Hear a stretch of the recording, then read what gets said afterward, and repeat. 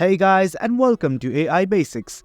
In this tutorial, we're gonna look at how to create a YouTube script using Gemini AI. Now let's begin. Initially go to gemini.google.com if you already have not and sign up right now. Well, I have already signed up and signed in to my account, and this is the homepage of Gemini. Now there are lots of features provided by Gemini like help, activity settings. You can look at that later. But the main thing we're focusing on right now is entering a specific prompt right here.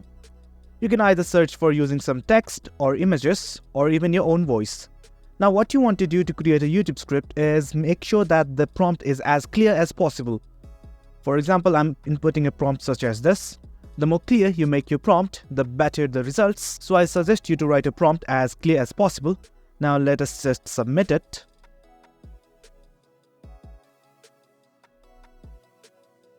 And as you can see, we have already received the output.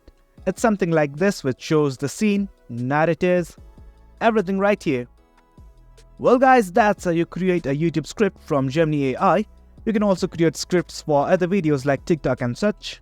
And that's it guys, creating a script has never been much easier. Hope you guys found this video informative, and for more content like this, do remember to hit like, share and subscribe. Thank you.